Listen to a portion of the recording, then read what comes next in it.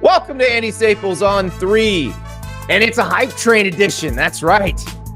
We are going to climb aboard. Although climbing aboard is probably this is one of those, the old movies where the train is going by and the guy just jumps into the boxcar. That's what we're doing on the Dylan Raiola hype train, because it is definitely left the station. Probably left the station when he signed with Nebraska, but when he played in that spring game on Saturday, it got people very, very excited. So we're going to talk to Sean Callahan of Husker Online about Raiola's performance, what it meant, what's around him, also what it means for the rest of Nebraska's quarterback room. Nebraska's in a good spot right now. They're feeling pretty good. And I realize Nebraska gets a lot of sunshine pumped in the offseason. And I'll let you guys in on the secret. Nebraska people love to talk about Nebraska football. I know that sounds shocking, that people who've sold out their stadium a billion years in a row love to talk about Nebraska football, but they tend to reach for good news in the offseason. I don't feel like they're reaching right now. I don't. The defense is very good. The schedule is advantageous as draws go, because remember, Big Ten schedules look completely different this year. Some teams, cough, cough, Michigan, cough, cough, got really tough draws. Some teams, cough, cough, Nebraska, cough, cough, did not. So Nebraska's in a great spot. So I know what you're saying, Andy. It's April. It's almost May. What you're just pumping sunshine here. That's all you're doing. Yes, a little bit, but not entirely. This is justified sunshine.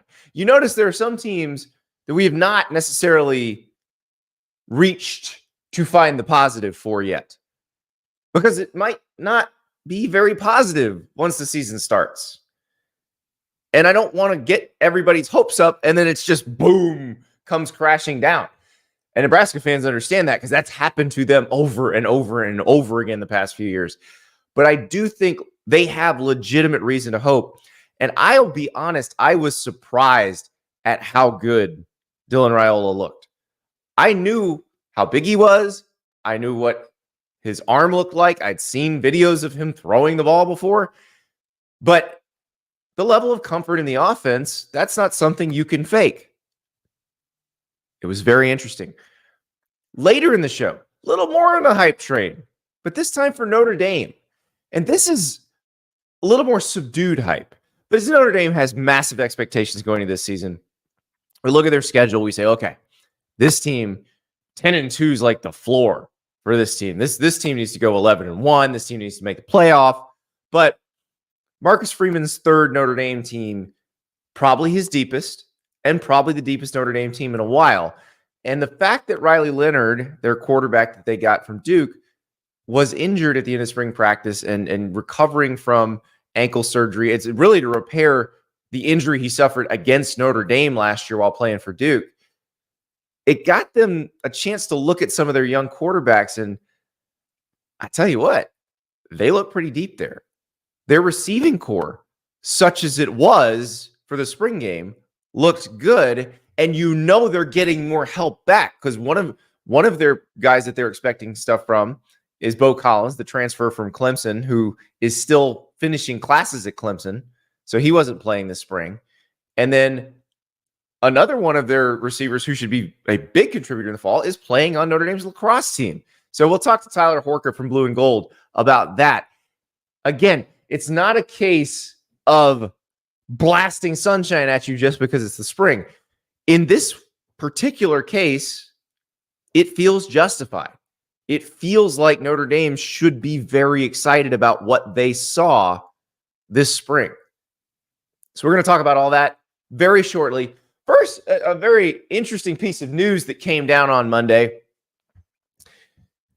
Pete Thamel and Dan Murphy of ESPN reporting that NCAA leaders, conference leaders have met with the plaintiffs' attorneys in the House versus the NCAA case and are talking about a settlement. They've engaged in settlement talks. Now, we've told you about this case multiple times on the show, going back really since the show began, because the case has been going on since before I started working here.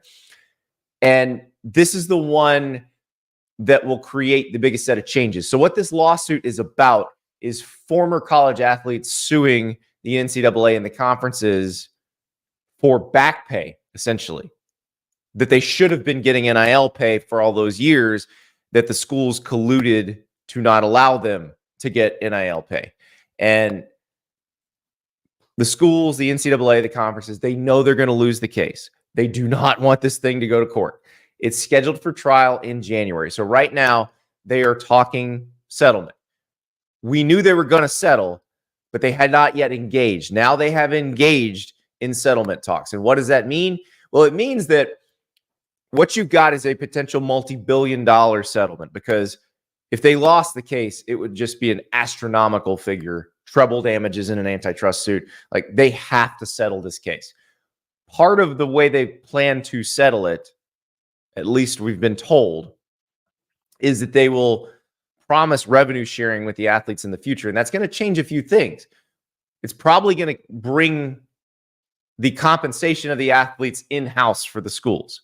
You know, instead of this NIL system where it's separate, there's a collective, you're hitting up donors double, like the collective hits up the donors and then the athletic department hits up the donors. For all practical purposes, that comes in-house. It's going to have to. And you see things like the Virginia state law that just passed that allows that to happen. Other states are going to pass similar laws. It's going to make it more streamlined for them to do that, which makes more sense. It's kind of stupid. No, it's not kind of stupid. It's really stupid the way they do it now. They were trying to come up with something where they didn't have to pay them directly through the schools, and it just didn't work. It's not sustainable. So they're going to have to come up with something for that. There's going to have to be a framework built around that. And Dan and Pete's story said that the number they're going to hit is probably $20 million at the higher levels of college football, the schools that, you know, Big Ten, SEC type schools. There's not, I don't know that you can put a minimum cap number on it without also essentially creating a super league. But that's the other part of this. If there's going to be a super league, and there's probably going to be some more consolidation and more changes, and this gets back to what we were talking about yesterday with the group of five and whether they would do their own playoff or essentially form their own subdivision. This may force that. There may be no other choice.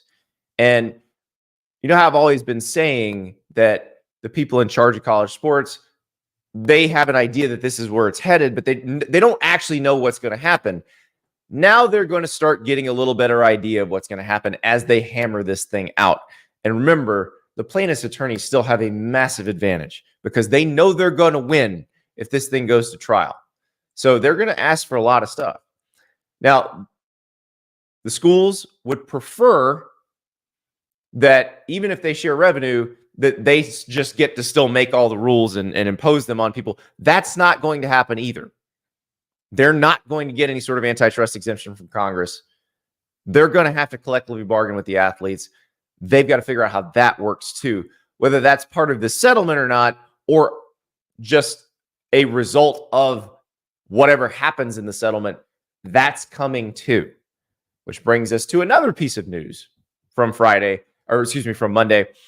The entire UAB football team signed up with a company called athletes.org. Essentially, there's a bunch of groups that are trying to figure out if they can get in on representing college athletes in any sort of coming collective bargaining. Like, never doubt the power of college sports to pay the middlemen. And there's a bunch of middlemen that are trying to figure this. And honestly, they've been trying to figure this out for like 10 years. There have been groups circling around this for about 10 years. But this particular group, athletes.org, signed up the UAB football team on Monday. Trent Dilfer, the coach, obviously former NFL quarterback Trent Dilfer, said that he feels like this is something that's coming anyway. So he wants his players educated on it, and he wants to, I believe the quote to ESPN was, pour gasoline on something that's going to happen anyway. So all of this is happening at once. And what it means long-term is there's going to be kind of a dollar amount set, probably, if you want to participate at the highest level of college sports, particularly college football. You've got to be able to pay for this. You got to be able to afford this. Anybody else is going to be in a different division or a different subdivision. That's what will actually happen. When will it actually happen? Probably sooner than we think. Because again, this case is scheduled to go to trial in January. They have to settle it. They cannot afford to lose it. It would cost an enormous amount of money. Zach in the chat, there doesn't have to be a Super League. There doesn't have to be, but there probably will be. But it might be the top 4 conferences. You know, the Big 12 and the ACC might say, hey, look, we can afford it, because they can't. Like, they can afford probably the numbers we're going to be talking about. They're just going to have to deal with the gap between themselves and the Big 10 and the SEC. So we'll have to wait and see what they come up with. We've seen a few things. We saw that one concept that the group that was backed by private equity that had the number 2 in the NFL and had the 76ers owner, they talked about this stuff. It was an attempt to keep everybody together, to keep the FBS together. Noble attempt, but probably not something that's going to work. The SEC and the Big Ten didn't work to create this revenue gap to just give it all back or to share it equally with those conferences.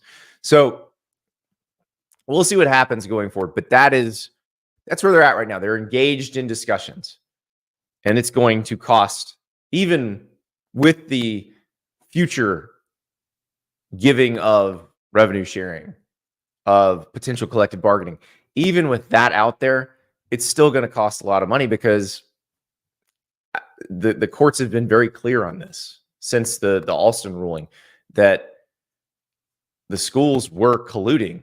They were operating a horizontal price fixing scheme, and it was illegal. So everybody's trying to get paid right now. But the current system will be in place at least for this year, maybe for next year. We'll see. But at least for this year.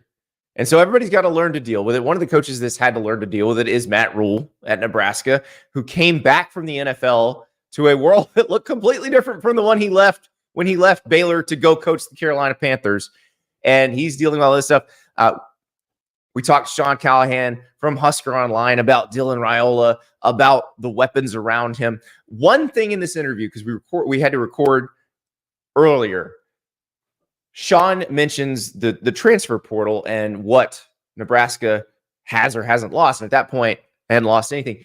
One note, Chief Borders, edge rusher, has entered the transfer portal from Nebraska. He was probably going to be a backup at defensive end, but he had a really good spring. So it looks like he's probably looking for a place to go start. So that's the update to this.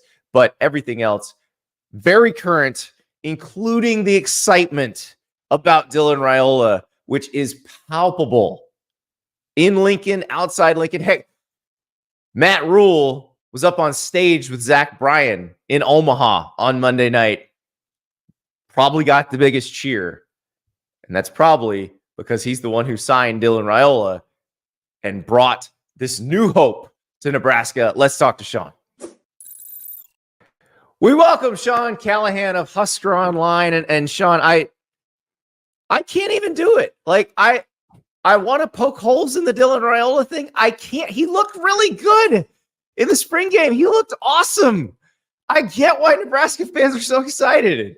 Yeah, you compare that to like Arch Manning's spring game debut a year ago. I mean, I've been around a long time here, and I can't recall ever an incoming guy, especially with the hype that he had, not only live up to it, but exceeded in a lot of respects. I mean, he started the game 15 of 21 for 239 with 2 touchdowns. He had a pick that went off the jersey of a receiver and it bounced in the air. So you really can't pin that on him, but everything about it, the way he managed it, his comfort level at the line of scrimmage, his touch on the deep ball, his ability to throw the ball into tight windows.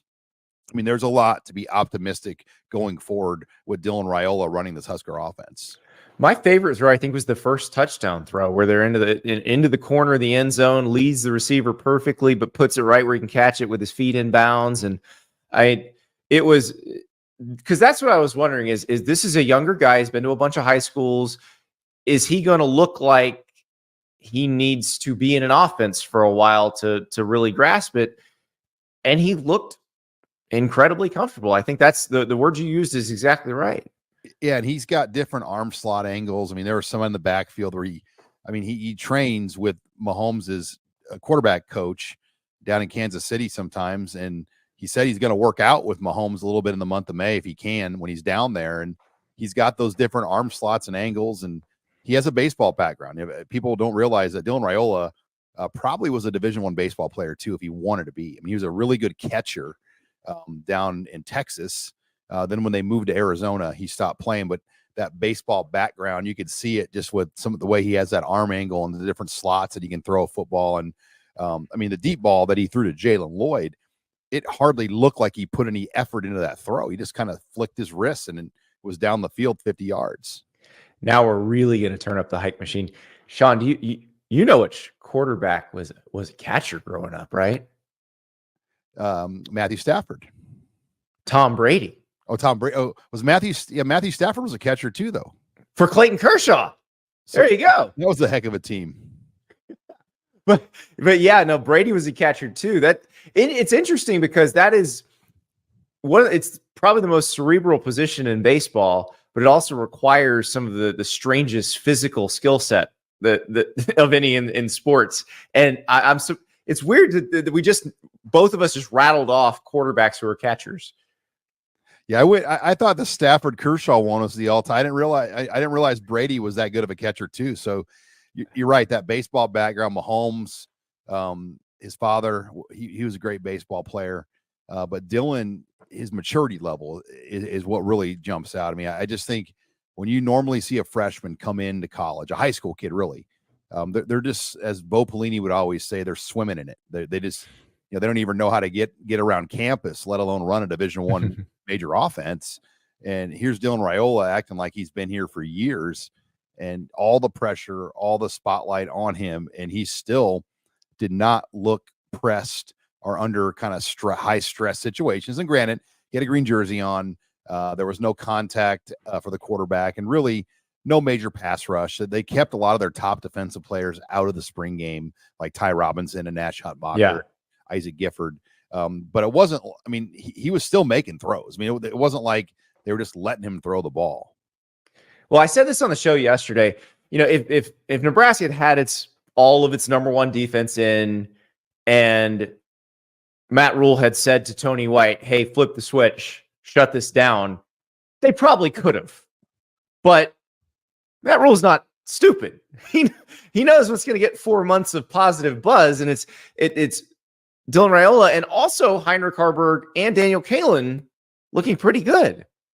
Yeah, and I think the genius of Matt Rhule's spring plan, he took his basically 8 or 10 top players, and the guys that have logged a lot of snaps, over 1,000 snaps, he said, in their careers, and he didn't play them in any of the 3 major scrimmages. So what does that do? It kind of slots up number 2 guys to the 1s. It takes 3 guys to the 2s. Who are you most worried about going into the transfer portal? Guys that are 2s and 3s a lot of times. Sometimes 1s will go in, but by feeding those guys with additional reps with the 1s and the 2s, giving them more looks, those players were more engaged, in my opinion, throughout the spring, got more opportunities to develop and possibly break through. And those 8 or 10 guys that didn't play, they're going to be the key players on this defense. And even Jamal Banks, the Wake Forest transfer, he didn't play really in the spring game. So I like the idea of Matt Rhule, because you've got to be worried about the transfer portal, losing some of these guys if you don't give them the playing time they want in the spring. Well, and that's the thing. Every coach has to figure out a strategy for this, because this is new to everyone.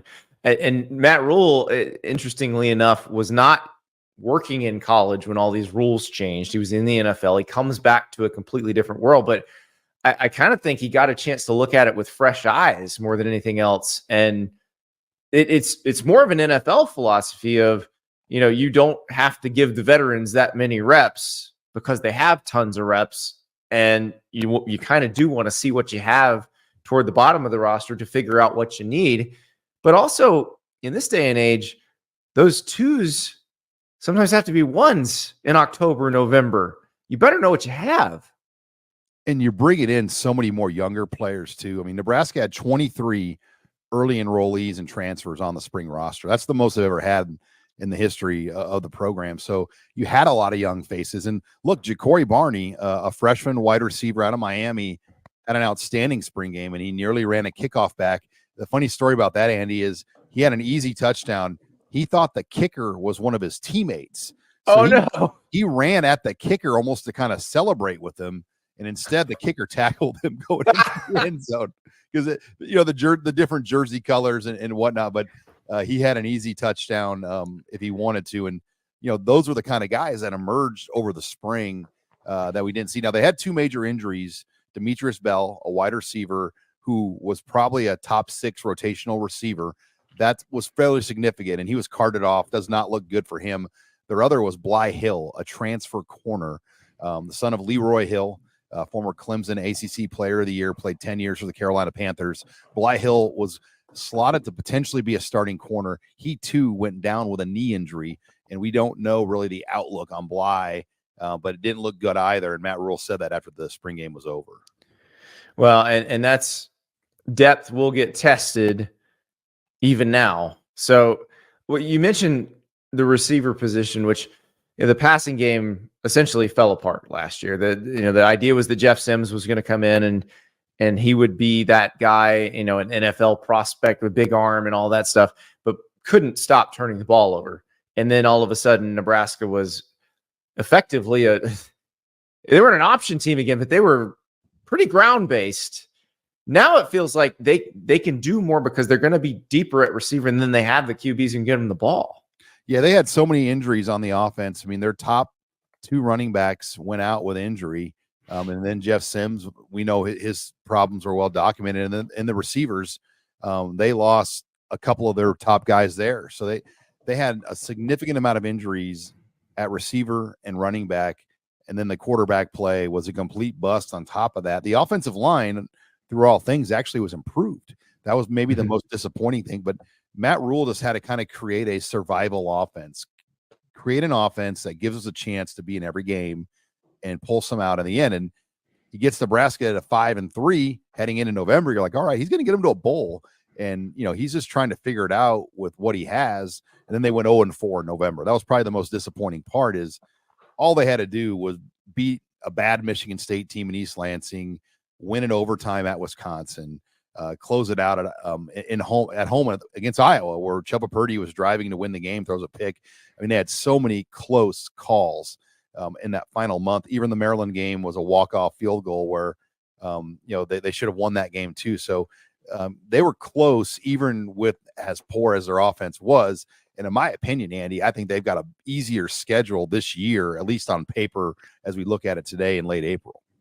Yeah, I mean, those look like games they should win. But so who are the skill guys that we need to watch out for in the fall? Like who are they handing the ball to? Who are they throwing the ball to? The running back position is a wild card because they have 3 different guys on this roster that have started games. Gabe Ervin Jr. has won the starting job now twice, in 2021 for Scott Frost and in 2023 for Matt Rhule. He's been injured twice now with a knee and a hip. He'll be back in the mix. You would think he's in that picture. You have Ramir Johnson, who in 2021 made plays all over the field when Nebraska nearly beat Michigan in Lincoln. And he's been an accomplished player. They love him. He's a former 4-star in New Jersey in his 6th year. So Ramir Johnson is a name to watch. And then Emmett Johnson, who stepped in when those 2 backs got hurt last year. He kind of came on, and he's the most logical ball carrier that's going to be in that mix. Then Dante Dowdell, they brought him in from Oregon, and the reports were mixed on him, but he had a really good spring game, had the longest run in the game, the only run in the game that was over 20 yards. And the quarterback's not going to really run it. I mean, you'll see those occasional scampers, but that QB run game option, probably not a part of it, unless Heinrich Harburg could be involved in some sort of special packages if that's the direction they want to go. The receiver position, Andy, they brought in 2 transfers, Jamal Banks, an all-ACC second-teamer from Wake Forest, and then Isaiah Naor from Texas, who was at Wyoming, where he was an all-Mountain West player, got hurt, and then never really materialized at Texas and left. But those 2 guys are set. And then Jalen Lloyd, I really like what he's done. He placed at the Big Ten indoor meet in both the triple and the long jump. He's a 50-foot triple jumper and a 25-foot long jumper. Extremely explosive. He's run 10.4 in the 100 in high school. That's the speedster, and that's a classic Matt Rhule recruit there. Nobody was offering Jalen Lloyd a scholarship for football out of high school.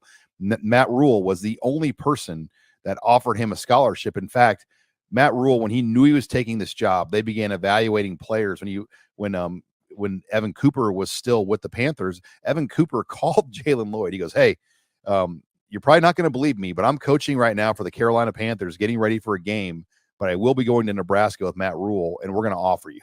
It was quite a story. And now Jalen Lloyd, he tied Marvin Harrison Jr. for the most receptions over 50 yards for touchdowns in the Big Ten last year. He had 3 of those last year.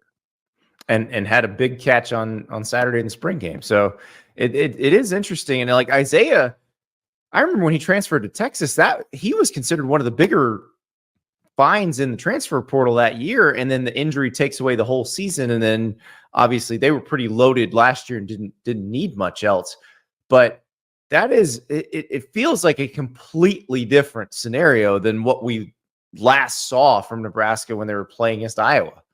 Yeah, their receiver situation late year was really dire. I mean, Billy Kemp got picked up as a rookie minicamp invite guy, not even an undrafted free agent, and he led them in receiving. Alex Bullock, who was probably their second receiver last year, he was a walk-on from Omaha, and he'll play a little bit too, but they didn't have much. Isaiah Garcia Castaneda got hurt again, second year in a row he's been hurt, and then they had to try to play all these freshmen, Malachi Coleman, Jalen Lloyd, and then Jaden Doss. But now they've upgraded with more transfers and developed more guys in the program. So that position, in my opinion, will be as improved as any on this football team, along with quarterback.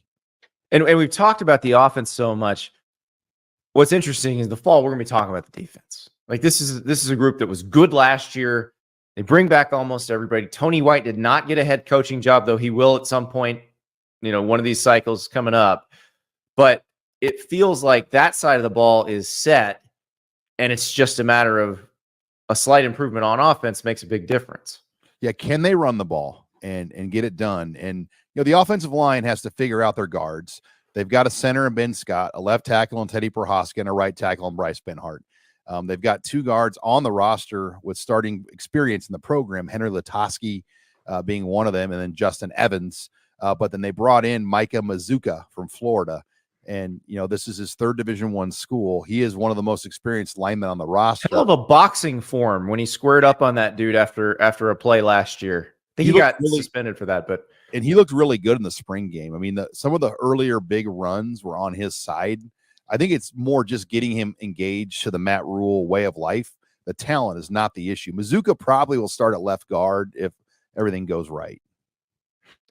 So defensively, they feel good, I would imagine. That so good that they could just hold a lot of these guys out. For sure. I mean, Nash Hutmacher and Ty Robinson are NFL-level D linemen. Jamari Butler is an experienced guy.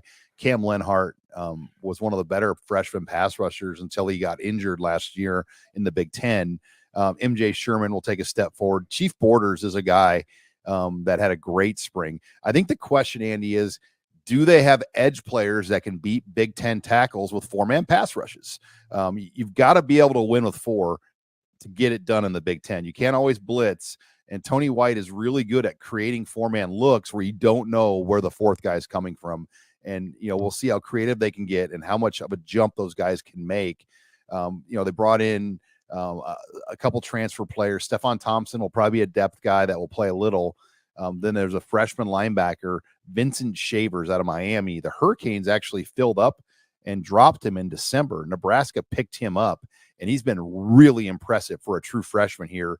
And it was just a guy that they kind of fell into. So, and their secondary is deep. They have 5 or 6 guys returning, even without Bly Hill, that have starting experience on the back end of the defense. Yeah, it's going to be fun. It's going to be a fun offseason. Now, you guys have to manage the hype around Dylan Raiola as the guardians of the Nebraska hype train. But I will say, like, watching Dylan Raiola, listening to him in interviews, he definitely understands what he's dealing with and knows what buttons to push. Here's a clip from the post game the other day. I was emotional. I fought back tears walking out the tunnel for the tunnel walk. Growing up as a kid, That's what I knew and that's what I watched. So being a part of it, you come out of the tunnel and you hear the song. It got heavy for me. So I'm just thankful for the fans coming out, and it was a fun experience. Breath before that first snap? Yeah, absolutely. I don't really remember. I kind of blacked out, but after that, it was just playing ball and I had fun.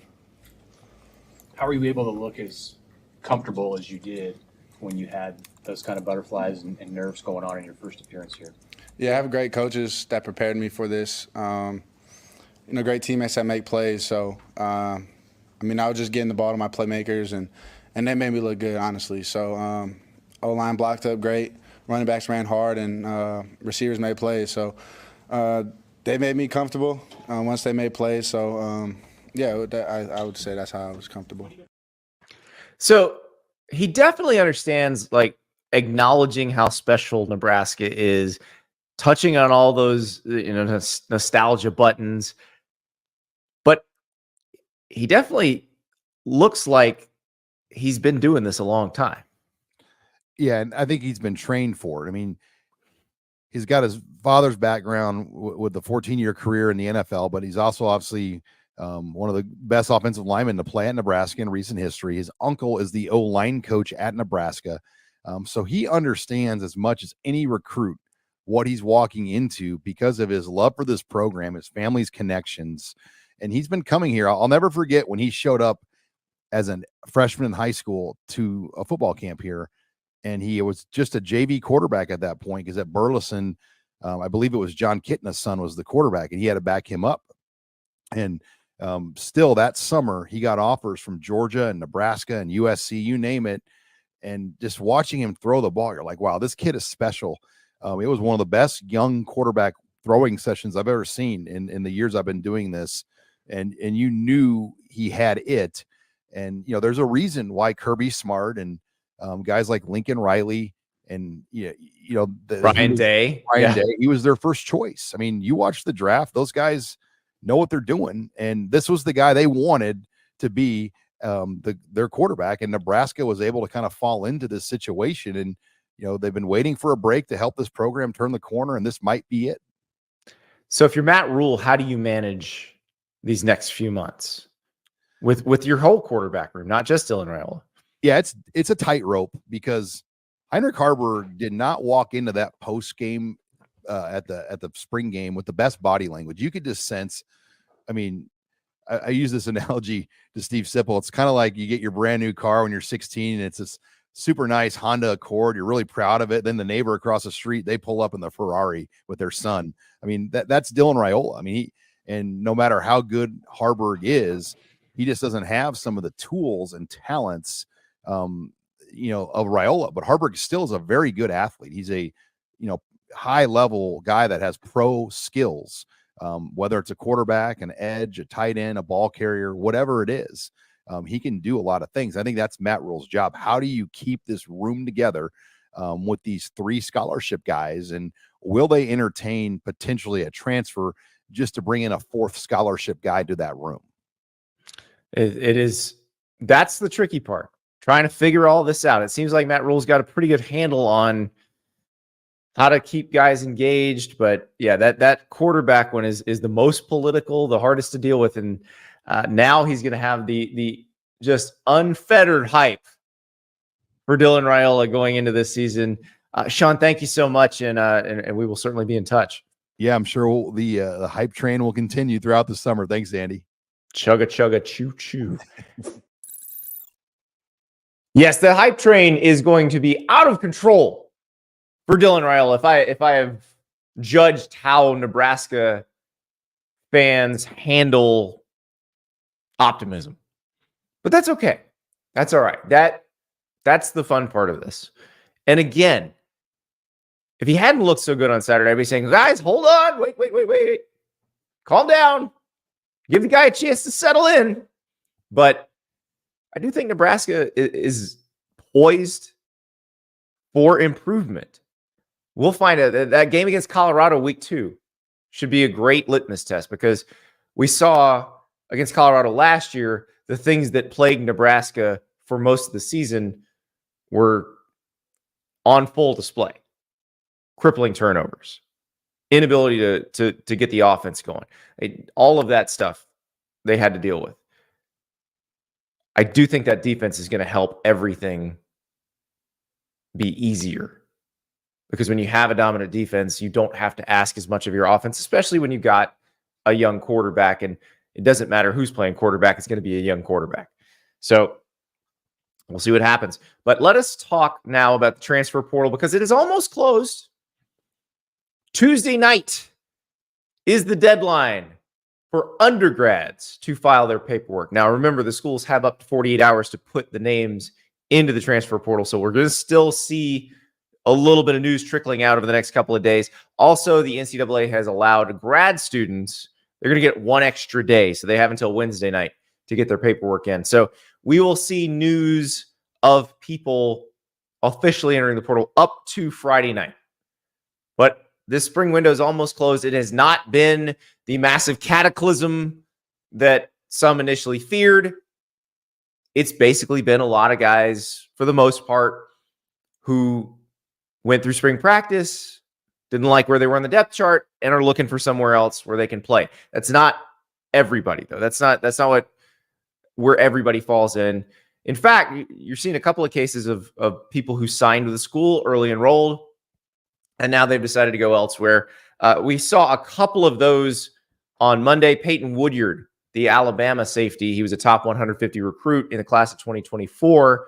He signed with the Tide. He went through spring practice. He's now in the portal. According to our Pete Nakos, Oregon is the favorite to land Peyton Woodyard, who's from California originally.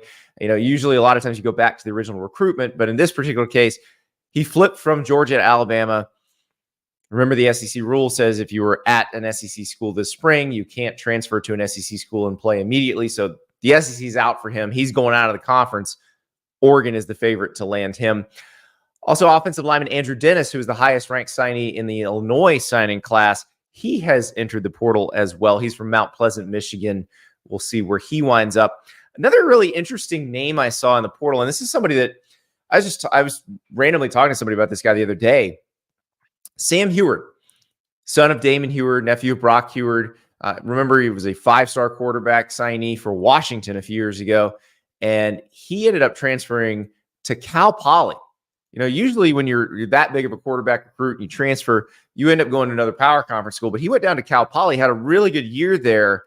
He's now in the portal, I would assume looking to move back up, because he had a good year down there and got some seasoning. So we will see where Sam Heward winds up out of the portal. That was one of the more interesting entries on Monday. And remember, there's still some teams that need quarterbacks out there, whether that's a backup quarterback or whether that's somebody to bring in to compete with a starter. So that one, I would watch Sam Heward, because, again, the tools were all there coming out of high school. Didn't work out at Washington. The unusual step of going to Cal Poly, but it did allow him to get playing time and really get comfortable operating an offense, and he was effective. So be very fascinated to see where he winds up. Another fascinating situation in South Bend, because they bring in Riley Leonard, second straight year that Notre Dame's brought in a quarterback who is a veteran quarterback from the ACC. It was Sam Hartman last year. He'd been at Wake Forest forever. Leonard's a little bit different case, because Leonard, true senior, not a COVID guy. He didn't have the extra year for COVID. He'd been good at Duke. He definitely is one athletically that the NFL folks are very intrigued by. But remember, he got hurt at the end of the game against Notre Dame last year. And the lingering effects of that injury have been pretty rough on him. So didn't really get a chance to show what he could do in the spring game. But that allowed Notre Dame's other quarterbacks to play a little bit. You got to see them with Notre Dame's receivers, such as they were in the spring. There's more coming there.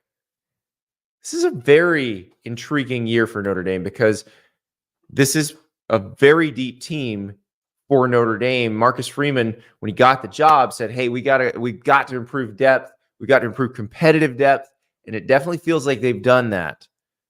So You look at a schedule, which Notre Dame's schedule on paper normally looks harder than this. I still think there's a chance this schedule is not as easy as people realize. I think Louisville could be pretty good. Georgia Tech, I think, could be very tough. I think Texas A&M is going to be better than people believe. But realistically, yeah, Notre Dame should be 10-2 or 11-1. If we are to believe that the guys they've signed over the last few years are as good as they're supposed to be, this should be a 10-2 or 11-1 team. So let's talk to Tyler Horka of Blue and Gold about the Fighting Irish coming out of spring, heading into a year where there are massive expectations. Joined now by Tyler Horka of blueandgold.com. I'm going to talk Notre Dame. They finished spring practice like a week and a half ago. We were too busy talking about the weapon Joe Alt and where he was going to go in the draft, and Blake Fisher and all these other Notre Dame players. But Tyler, we got to talk about what Notre Dame learned during spring practice. It sounds like they learned quite a bit, even though Riley Leonard, the quarterback, transfer from Duke, was not playing because he had follow-up surgery on the ankle injury that he actually suffered against Notre Dame while playing for Duke last year. And then also somewhat limited receiver. You got Bo Collins from Clemson, not done at Clemson yet. You have Jordan Faison scoring goals as a midi for the Notre Dame lacrosse team. But it feels like the guys who got to play in the spring, the Irish figured some stuff out. Yeah, for sure. It was crazy. The blue gold game felt exactly like what Notre Dame has had or has not had at wide receiver for the past, 2 or 3 years.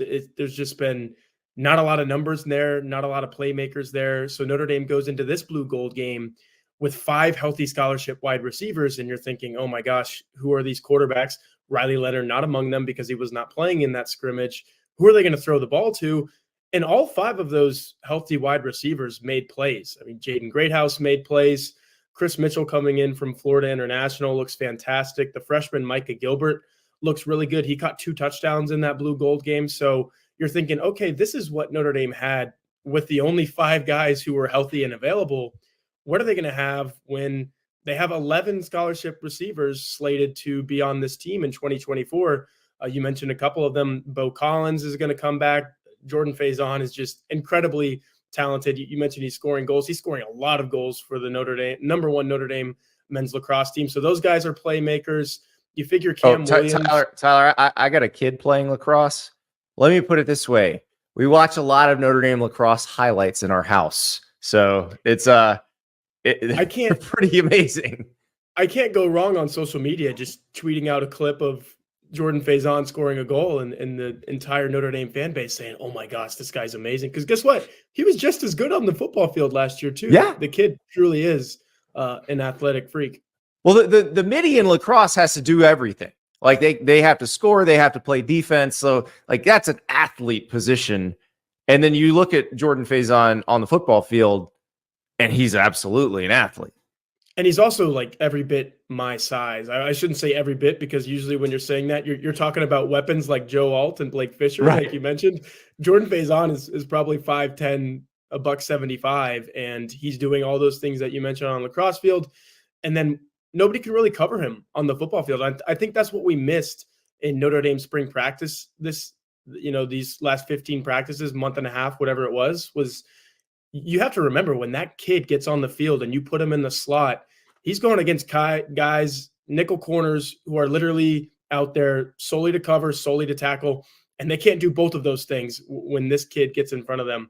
You can't cover him and you can't tackle him. So that's what I'm saying with Notre Dame's receiver situation. All of a sudden, it feels like even when you don't have a lot, the reinforcements are coming and you're eventually going to have a lot. So if this group stays fully healthy, Notre Dame's going to have a lot of weapons there, and you just got to figure out who's throwing them the ball, because Riley Leonard needs to stay healthy.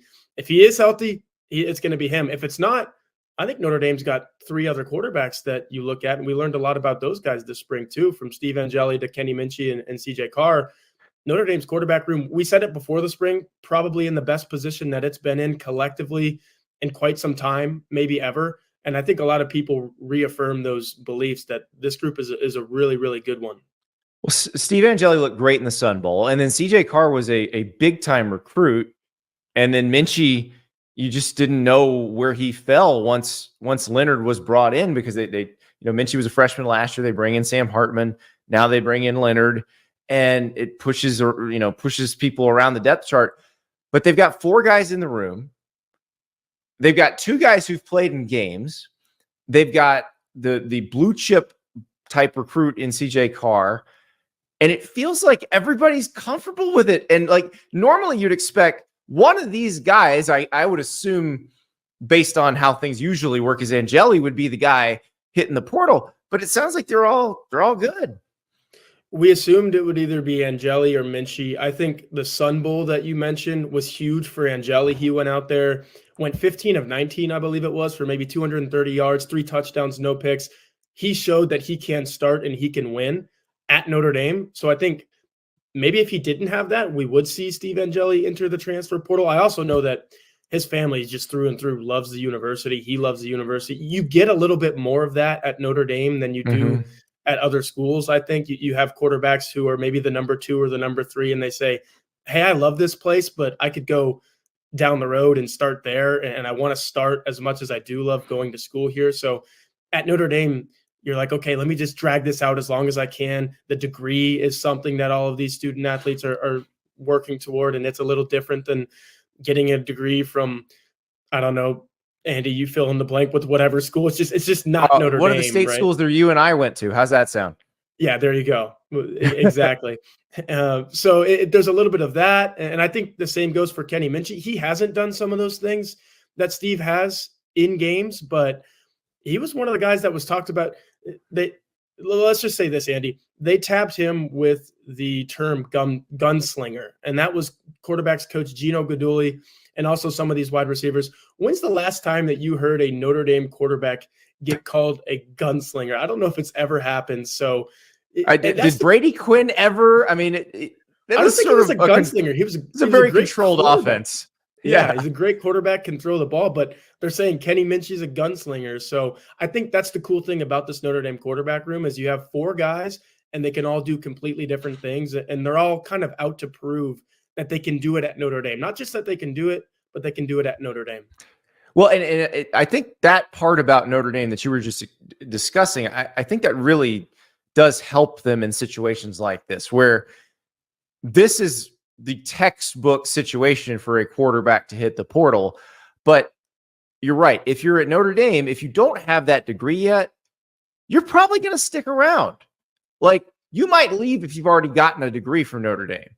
But if you don't, it's worth it for another year if you're going to be the backup. And also, if you're Steve Angeli or if you're either the younger guys, you might be playing, because Riley Leonard, injured now, was injured part of last season at Duke. Like, somebody might have to play. And it wasn't just the ankle that you mentioned getting injured in that Notre Dame game. That was the biggest part of it. And that's what's keeping him out right now. Like you said, he's had 2 surgeries on that ankle that he hurt against Notre Dame last year. But if you remember, I believe it was either the Florida State game or the Louisville game. Those are the 2 games that he played after he got hurt against Notre Dame on September 30th. He came back and played in October a couple times.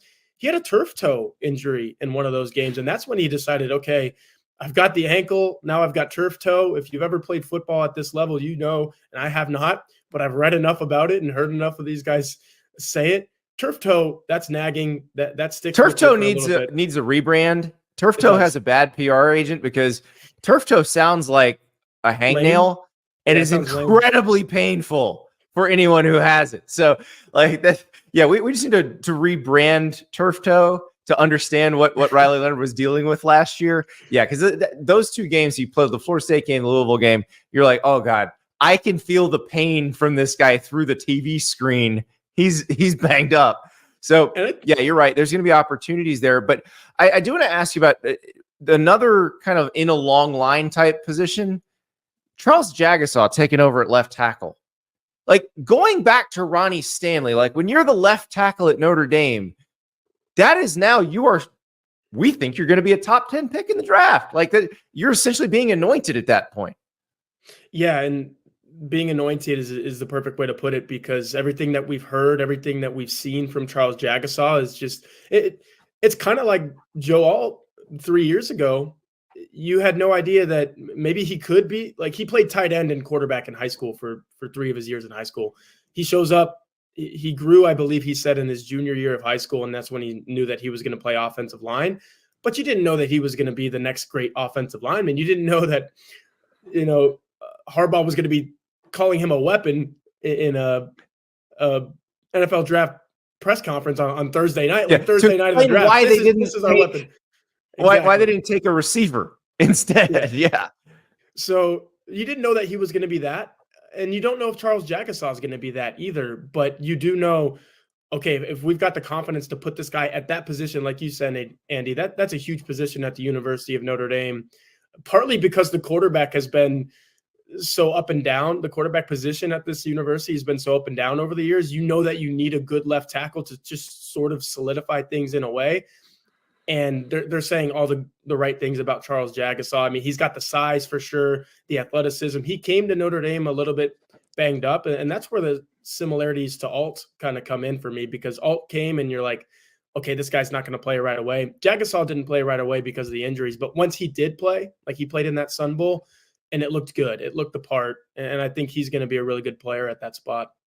And Tosh Baker, the right tackle replacing Blake Fisher, is another one who got to play in the Sun Bowl, and you got to see what he could do. And it feels like they're really confident at both of those bookends. Yeah, Tosh Baker is just huge, like massive individual. If there's one downside to that, it's he can't move as well. And the guy that might be competing to take his position is Emil Wagner, and it's the total opposite. Emil Wagner is sub 300 pounds. Never see that for a tackle at Notre Dame. Just look how big Joe Alt and Blake Fisher, those guys were massive human beings. Emil Wagner is not that, but he provides a little bit of that athleticism. So it's just going to come down to Mike Denbrock, Joe Rudolph, all of these guys, all these coaches that Notre Dame has saying, okay, what do we like? Who has the best upside there? Because Tosh Baker provides a lot of things that Emil Wagner can't, and vice versa. So like you said, I think they do feel very confident in what they have at these tackle positions, but Jagasaw is pretty much penned in. You can put it in Sharpie. He's going to start at left tackle. You got to figure it out on the right side, but you have two really good options. So Denbrock coming to Notre Dame, he's been at Notre Dame multiple times. He had Jaden Daniels. He had Malik Neighbors. He had Brian Thomas Jr. last year at LSU. Record-setting offense. He's used to having good offensive tackles. He had Will Campbell and Emory Jones, who could be first-round draft picks next year. What does he bring that's different than Jared Parker, who's now gone to become the head coach at Troy? Yeah, I think Jared Parker was still so new to all of this that he just didn't really have, you didn't really know what a Jared Parker offense was. And he took so many elements from Tommy Rees and really so many elements from what Notre Dame has been doing for decades. It was a very much ground and pound. You saw Audric Estime, who just got drafted this past weekend, run the ball 210 times, and he didn't even play in the bowl game. So, he was getting quite a few carries out there. And Notre Dame had a lot of other running backs. I got to give credit to Dylan McCullough for this. It wasn't just Audric Estime. It was Jeremiah Love, Jadarian Price, Jabron Payne. It was ground and pound offense for Notre Dame last year, and that's what it's been for a long time. The quotes to me, Andy, that stick out from Mike Denbrock coming in this first spring that he's been back in his third stint at Notre Dame is the 11 personnel stuff. It's the shotgun snaps. I mean, I was just reading a quote today. I was going back through and just kind of summing some things up from the spring. And Steve Angeli, who's been here for a couple of years, he said, I'm not really used to all these shotgun snaps, but I really like it because it spreads the field out, spreads the ball out, and I'm able to get the ball into a bunch of different playmakers' hands. And that's what stood out to me in the blue gold game as well, was you hear we're going to 11 personnel, and that maybe for some Notre Dame fans, they get in their head, oh man, that means the tight end is less important and we're going to see less of them. Every time I saw a tight end on the field in 11, he was split out wide like a wide receiver. And I believe Eli Raridan, Cooper Flanagan, and Jack Larson, the three healthy scholarship tight ends that Notre Dame had in that game, all had at least 5 targets in that game. And all had at least 3 catches, I believe, with Raridan and Flanagan both having 5, maybe somewhere around there. They were being used as pass catchers, being used as weapons.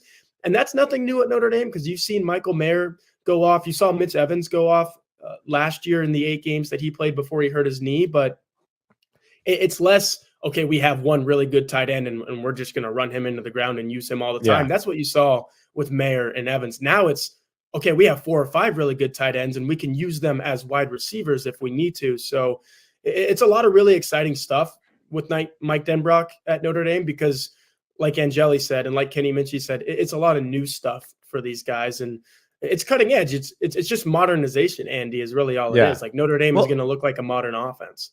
11 personnel is one back, one tight end. And the reason the tight ends get targeted more in that is they typically are the ones that get the mismatch, because you put the faster guys on the 3 receivers.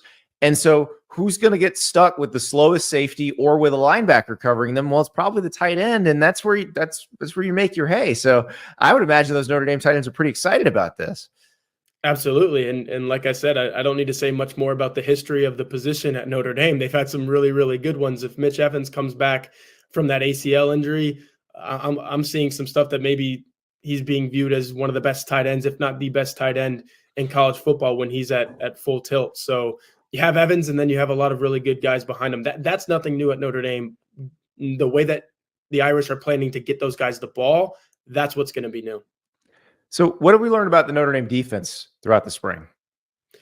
Continuity, cohesion, chemistry, all of those words. Like Al Golden's going into his 3rd year, and he's a guy that a lot of people thought might have gone back to the NFL, or he's a hot commodity. When you lead Notre Dame to a top 5 ranking in yards allowed per game, which quietly they were last year. I know Notre Dame lost 3 games, and we're not close to making a 4-team college football playoff field. But if you go back and you look at the numbers, especially in some of those bigger games, like holding Ohio State to 14 points, and that could have easily been, or 17 points, whatever it was, they could have easily won that game, and it was going to be because of the Notre Dame defense that they did. And it's just a really good group, and you got a lot of really good guys to come back for it. Like your starting tackles are intact. Almost your starting defensive line across the board, if not for Javonte Jean-Baptiste, who, by the way, just got drafted as well. And you replace him with R.J. Oben coming in from Duke. They're practically the same player. I see so many similarities in their games, but Howard Cross, Riley Mills in the middle of that defense. Benjamin Morrison, obviously one of the best players on this defense. He had shoulder surgery this offseason, so we're not really sure if he's going to play against Texas A&M on August 31st. But the cornerback room has become such a strength for this team, and that goes back to what I was saying about the continuity and cohesion. Mike Mickens is the longest tenured defensive staffer, maybe on the entire Notre Dame coaching staff. He's been here the longest. It's about half a decade now. He's recruiting guys that can just plug in and play right away. Christian Gray was a freshman last year. Incredible acrobatic interception he made against Pitt. He's probably going to start this year. Obviously, if Morrison is healthy, he's going to start. But Jaden Mickey is a guy that could start at a lot of different places as well. They've done really good in the transfer portal on the defensive side of the ball too. Like I said, getting a guy like Oben to replace Javonte Jean-Baptiste, that's basically a 1-for-1 swap. Getting Jordan Clark from Arizona State to replace Thomas Harper, who played really well coming in from Oklahoma State. He was another transfer that Notre Dame used at the nickel position in 2023. Now you're going to see Clark play the same position in 2024. So just the way that this unit on that side of the ball has been able to remain consistent and just do all the same things, whether it be get guys out of the portal, get guys to stay for 5th or 6th seasons. Jack Kaiser in the middle of the defense as a linebacker who's here for his 6th year, local kid from Indiana, obviously wants to play as much Notre Dame football as he can, and he plays it really well as well. So just a really good group, a lot of really good players, a lot of really good coaches. Well, and it's interesting how much athletic depth Notre Dame has now versus years past. And that's something that Marcus Freeman mentioned as something that was critical when he got the head coaching job, that they had to improve that. But I think back to a few years ago in the playoff when they're playing Clemson and they're playing them tough, and then Julian Love goes down. And it's like, oh no, there's nobody else who can cover these receivers. I would imagine that Notre Dame, they could absorb something like that now, and it doesn't end the game for them effectively. Yeah, and it's what you said about Marcus Freeman and recruiting, and what I said about the transfer portal too.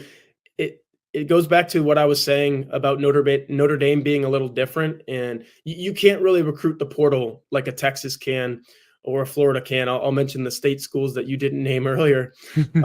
You can't recruit the portal like those teams do, but when Notre Dame does, they go out and get a guy like Brandon Joseph from Northwestern, who was an All-American there, and he starts every single game. Or like I said, Thomas Harper from Oklahoma State. This year it's Jordan Clark from Arizona State. Like they're getting what they need out of the portal. And those are the guys that kind of keep you afloat and keep you intact, like you were saying. And when one of those guys goes down, the guys that you get from the portal, you're dealing with a bunch of recruits who Notre Dame has not recruited at this level. Like prior to Marcus Freeman, it wasn't humming along like this. You weren't getting the guys that can just come in and play as true freshmen. Benjamin Morrison, 6 interceptions as a true freshman. I mentioned Christian Gray, what he did as a freshman.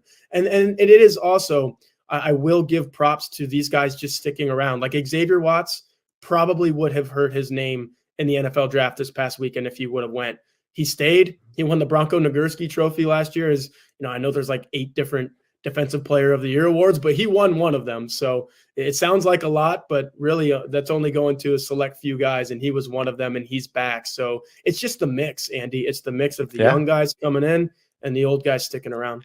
Well, as Sam Hartman taught us last year, sometimes it's better to play that last year at Notre Dame than head to the NFL a year too early. Yeah, I mean, look at Sam Hartman. I know he didn't get drafted, and maybe if he would have played better against Clemson, Louisville, those 2 games in particular were tough. But, I mean, I just read a Tom Pelissero tweet yesterday that says that he's, signing for a pretty good contract for a guy that didn't get drafted and might be in Washington's plans moving forward. So I guarantee you Notre Dame helped in that regard. Because coming out of Wake Forest, I know he had all the numbers, he had all the accolades, but I don't think anybody after 5 years they wanted to see him play in a different kind of offense. They wanted to see him play what he played in last year. And now they want to see Riley Leonard play in this offense. And if Riley Leonard can stay healthy, we're talking about probably a different scenario post-draft. Yeah, I mean, Riley Leonard, athletically, he's got the build, he's got the arm, he's got the size. He can run a little bit, and scouts are in love with that for sure. But then again, it gets him into a little bit of trouble and a little bit of injury. There are injuries that come with being as athletic as a guy like Riley Leonard, because you just put yourself in more spots and more situations to take on contact. And I know Notre Dame is not looking for that this year, given the way that his time in South Bend has started. But what they are looking for is just the complete maturity. And I think maturation is probably the best word, because you watch his film at Duke and you see a raw quarterback at times. And we have to remember, Sam Hartman came here, I think, as a 23-year-old and had played 5 years already. Riley Leonard is a true senior. And when you've only played 3 years of college football, and really 2.5 because of what happened against Notre Dame last year, there's room for growth. You can improve and mature beyond where he is right now. And I think going back to Mike Denbrock, you saw that with Jaden Daniels. Like, he was not the player at LSU, especially in that last year, the year that he won the Heisman Trophy, that he was at Arizona State. At Arizona State, you saw a raw player who liked to use his legs a little bit more than he should. At LSU, you saw a guy that used his legs because he knew he could and when to do it. So I think that's what you're going to see with Riley Leonard, is just the complete growth of his game, going from a guy at Duke that kind of had to carry the team to a guy at Notre Dame that's surrounded by really good tight ends and a wide receiver room, like I said a little bit earlier, that might be as good as it's been at Notre Dame. The running back room, even without Audric Estime, is very good. You have Jeremiah Love, Jadarian Price. Those guys are fantastic football players. So Riley Leonard is stepping into a good situation. If he could just stay healthy and get his body right, I think he's going to be picked probably maybe even day 2 of the NFL draft a year from now. Like I think we're talking about maybe a second or third round player if everything goes right this fall at Notre Dame. Well, and there's a good chance it can, because they do have the pieces around him that he needs. Charles Jagasaw, no pressure, buddy. No pressure exactly in that spot. But Tyler, thank you so much. Thanks, Andy. That's Tyler Horka talking Notre Dame. And yeah, great reason to be optimistic for the Fighting Irish. They are as deep as we've seen them in some time. Speaking of depth, you're going to see 2 very deep teams tomorrow, because Cody Belair, our national scout at On3, is going to join me, and we are going to draft our ultimate college football teams for 2024. Basically, if we could create the best possible team. Now, it's a draft, so we're going to be fighting over some players. I can tell you right now, there's a few, like Will Johnson, the corner at Michigan. We're going to have to strategize, figure out, like, how do I get him and keep Cody from getting him? But think of your favorite players. Think of who you'd put on your ultimate team. Also, think of the schemes you'd run, because this matters too. My offense is going to be awesome, but I also think my offense allows me to draft my quarterback a little bit later because I don't have to worry about Cody taking him. I think. We'll see. Not sure. It's going to be so much fun. It's going to get you so pumped for the 2024 season. I've been building my draft board. I cannot tell you how excited I am. This is the same like when we go through these deep dives on the schedules for all these teams for 2024. Like I am so excited. And on days like this where we talk about the settlement in the House case and what happens next and how it's all going to be organized and how they're going to pay the players and all that, I know that most of you, while interested in that tangentially, just want to see the games, just want to talk about the games, be excited about the games, be excited about your team, be excited about your players, just watch some football. So I love when we just talk about some football. That's what we're doing tomorrow. So join us tomorrow. Bring your own draft board. Select your own ultimate 2024 team. Feel free to rip me and Cody's picks in the chat. This is going to be awesome. I'm telling, there's so many good players. Our friend Jim Nagy from the Senior Bowl has said, because of the COVID year, because of various factors, NIL, this will be the deepest year we've seen in college football in terms of talent. He ain't kidding. He ain't kidding, because it's one of those deals where I was like, oh, if I lose this guy, what's going to happen if Cody takes this guy? And I'm like, oh, wait, I can take this guy. It's going to be great. So tomorrow, join us for the ultimate college football 2024 team draft. We'll talk to you tomorrow.